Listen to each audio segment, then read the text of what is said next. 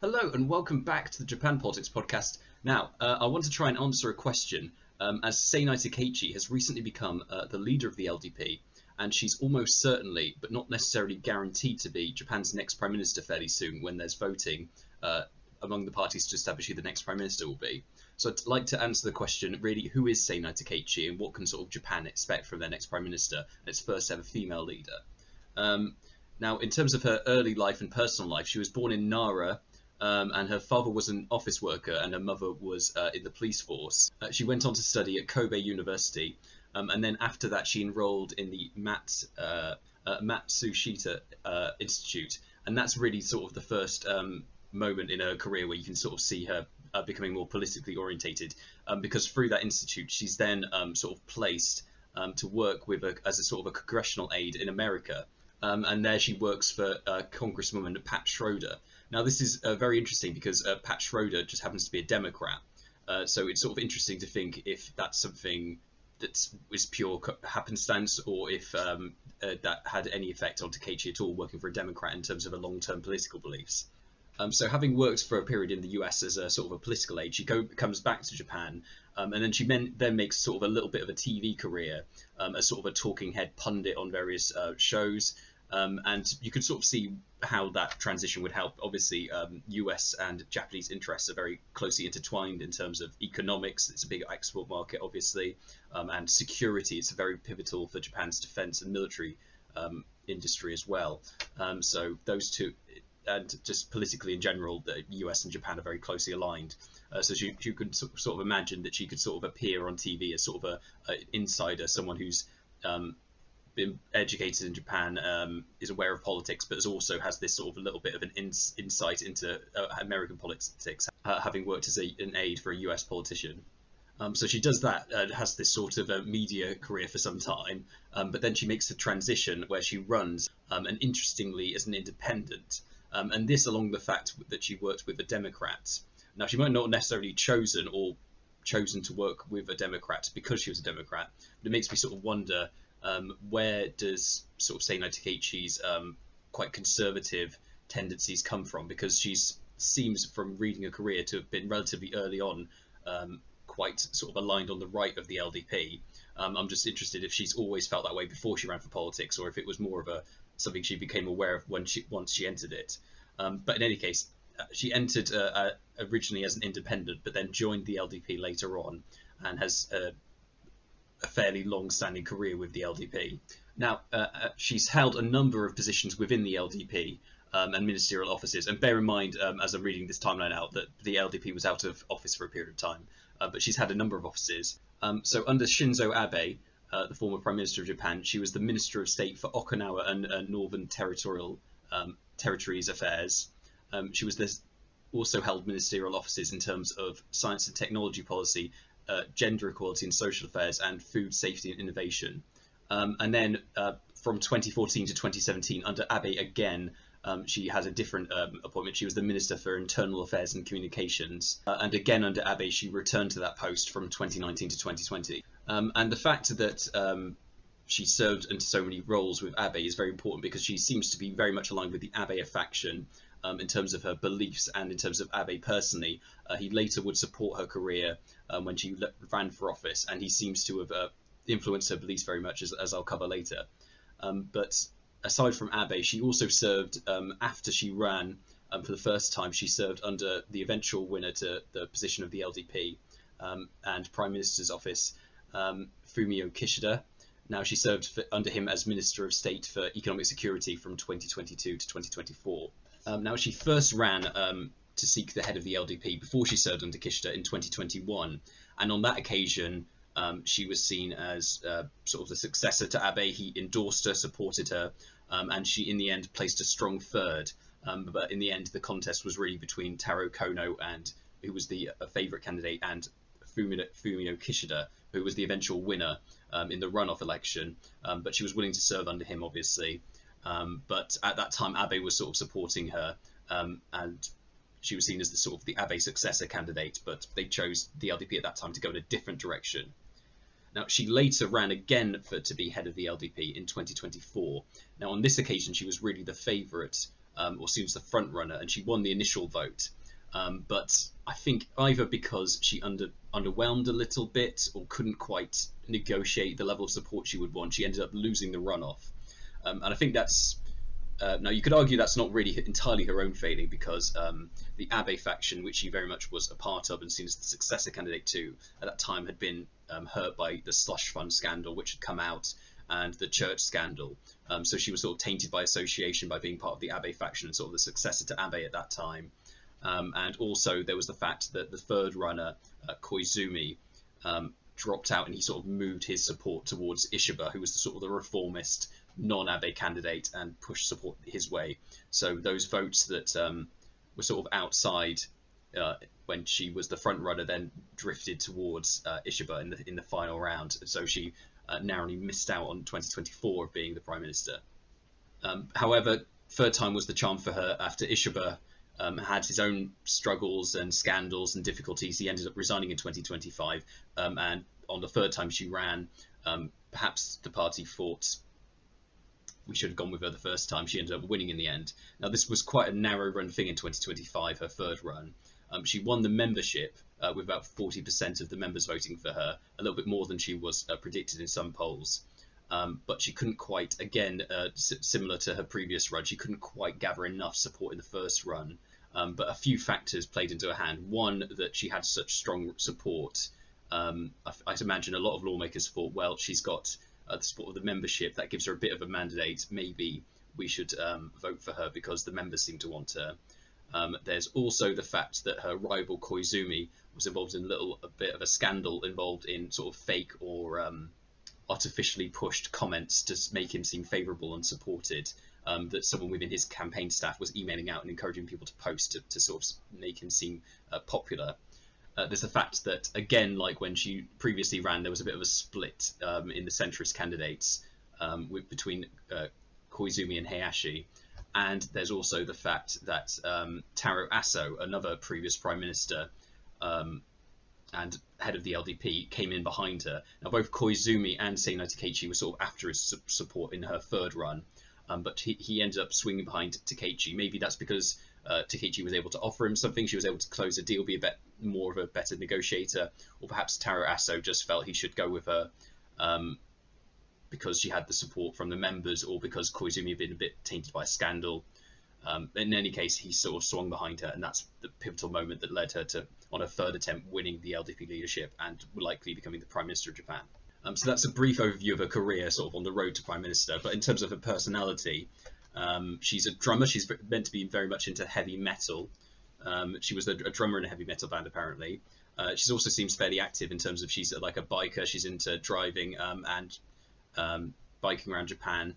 And also she's a scuba diver, so she seems fairly active, which is a little bit unconventional for sort of what you think of maybe your image of like a conservative candidate. You wouldn't associate them driving around on a sort of a motorbike and sort of playing heavy metal. But yeah, that's sort of, she sort of goes against type there maybe.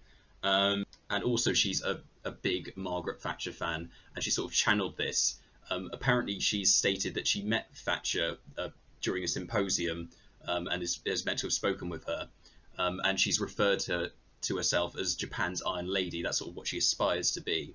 Now, what can we expect from Sanae Takaichi in terms of policies?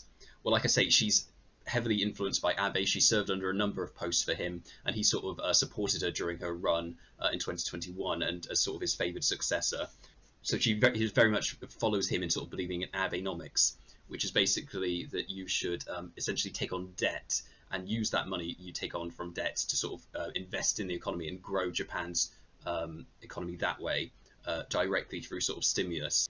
Much like Abe, she also believes in revising Article 9 of the Constitution of Japan, which bars Japan from having a military. She wants to reform that and sort of legalize and normalize the fact that Japan has a military, which in effect it sort of does, but it opts not to call it that. It calls it a self-defense force. But she wants to sort of embrace the fact that Japan has a military and move on from sort of its pacifist constitution through revising the constitution just to make that normalized and legal.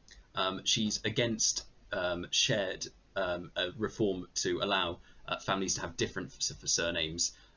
She believes very strongly in families having shared surnames, and she sort of believes that it sort of degrades the family unit if you're not sort of acting as a family unit and having one surname. So she's consistently been against reform to allow different surnames.